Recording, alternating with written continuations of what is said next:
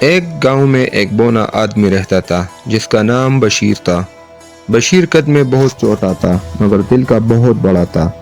گاؤں والے اسے بہت پسند کرتے تھے کیونکہ وہ ہمیشہ مزاحیہ باتیں کرتا تھا اور سب لوگوں کو ہنساتا تھا۔ ایک دن بشیر نے فیصلہ کیا کہ اب اسے شادی کر لینی چاہیے۔ بشیر کی شادی کی خبر پورے گاؤں میں پھیل گئی۔ سب لوگ حیران تھے کہ آخر بشیر کس سے شادی کرے گا۔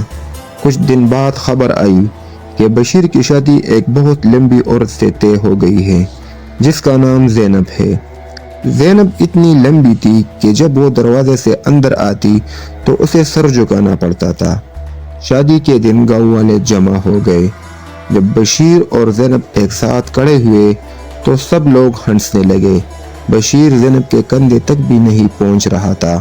ایک بچی نے آہستہ سے کہا، لگتا ہے بشیر انکل نے درخت سے شادی کر لی ہے۔ یہ سب سن کر سب لوگ زور زور سے ہنسنے لگے۔ شادی کے بعد بھی دونوں کی زندگی مزاحیہ واقعات سے بھری رہی۔ ایک دن زینب نے بشیر سے کہا، بشیر الماری کے اوپر سے برتن اتار دو۔ بشیر نے اوپر دیکھا اور بولا، ارے بیوی تم خود ہی اتار لو، تم تو بغیر سیڑھی کے بھی چھت صاف کر لیتی ہو۔ ایک دن وہ دونوں بازار گئے۔ بازار میں لوگ انہیں حیرت سے دیکھ رہے تھے۔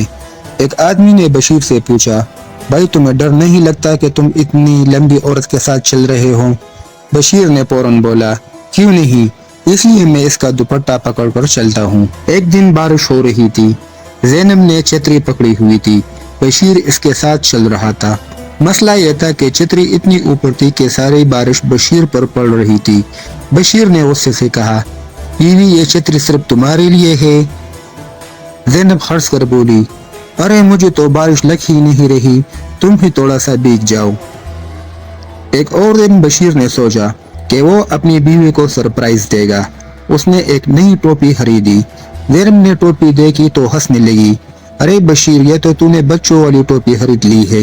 بشیر نے فخر سے کہا، ہاں ٹوپی بچوں والی ہے لیکن قیمت میں نے بڑوں والی دی ہے۔ وقت کے ساتھ ساتھ لوگوں کو ان دونوں کی عادت ہو گئی۔ لوگ جب بھی اداس ہوتے تو بشیر اور زینب کے گھر چلے جاتے کیونکہ وہاں خوشی اور ہنسی کا ماحول ہوتا۔ آخر کار سب کو یہ بات سمجھ آ گئی کہ قد چھوٹا یا بڑا ہونا اہم نہیں ہوتا، اصل بات دل کی ہوتی ہے۔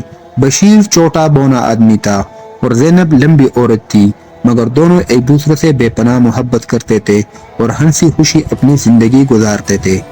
اور گاؤں والے آج بھی کہتے تھے، اگر ہنسنا ہو تو بشیر اور زینب کے گھر چلے جاؤ کیونکہ وہاں صرف ہنسی اور خوشی ہوتی ہے۔